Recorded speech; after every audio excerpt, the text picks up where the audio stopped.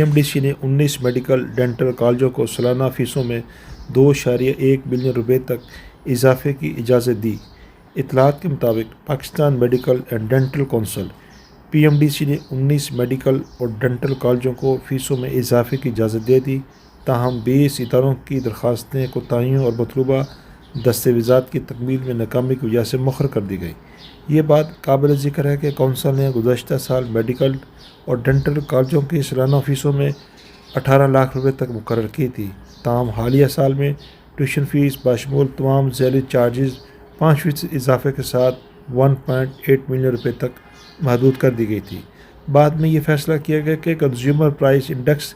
CPI ہر سال face میں اضافے پر غور کیا جائے گا، تاہم کالجوں کو فیسوں میں مزید اضافے کے جواز کے ساتھ درخواستیں داخل کرنے کی اجازت دی گئی تھی۔ یہ بات بھی قابل ذکر ہے کہ پاکستان ایسوسی ایشن of private medical and dental institute PMAI، جو کہ پرائیویٹ میڈیکل اور ڈینٹل کالج کی نمائندہ تنظیم ہے، نے دعویٰ کیا تھا کہ محدود فیسوں کے ڈھانچے کے تحت کالج چلانا قابل عمل نہیں ہے۔ PMDC کی جانب سے جاری کردہ ڈان کے پاس دستاویز نوٹیفیکیشن کے مطابق وزیر اعظم کی جانب سے تشکیل دی گئی میڈیکل ایجوکیشن کمیٹی کی سفارشات کے مطابق 19 میڈیکل اور ڈینٹل کالجوں کی سالانہ فیس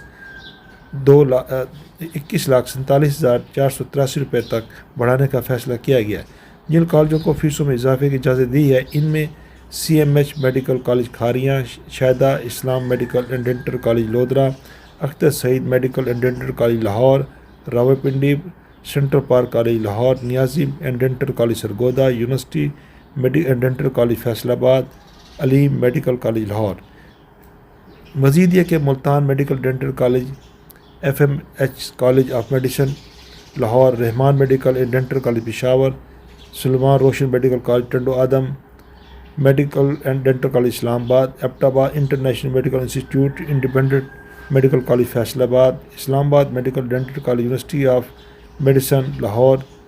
میڈیکل کالج لاہور کو بھی اجازت دی ہے۔ فیس نوٹیفیکیشن کے مطابق مختلف میڈیکل اور ڈینٹل کالجوں کی 20 درخواستیں مؤخر کر دی گئی ہیں، کیونکہ وہ مطلوبہ دستاویز جیسے کہ آڈٹ رپورٹس کو پورا کرنے میں ناکام رہے ہیں۔ دوسری جانب 72 میڈیکل اور ڈینٹل کالج کی فیسوں میں اضافے کی درخواست نہیں دی، تاہم طالبہ کے والدین نے مشورہ دیا ہے کہ PMDC نوٹیفیکیشن کو مزید واضح کرے، کیونکہ اس میں یہ وضاحت نہیں کی گئی کہ آیا کمیٹی کی طرف سے بڑھائی گئی فیسیں حتمی ہوگی یا اضافی چارجز دیگر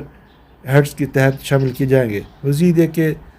2023-24 سیشن میں ضرورت سے زیادہ فیسیں ادا کی گئی تھیں اور اضافے کی رقم کی واپسی کے بارے میں نوٹیفیکیشن خاموش ہے۔ میڈیکل کے ایک طالب علم کے والد نے بتلایا کہ اگرچہ PDMC نے دسمبر 2023 اور جنوری 2024 میں کالجوں کو خطوط لکھے، لیکن کوئی اس بارے میں پیش رفت نہیں ہوئی۔ ایک والد کا کہنا تھا کہ سینٹ کی کامیا کمیٹی برائے صحت نے ہدایت کی تھی کہ 24-25 کی فیس 24-23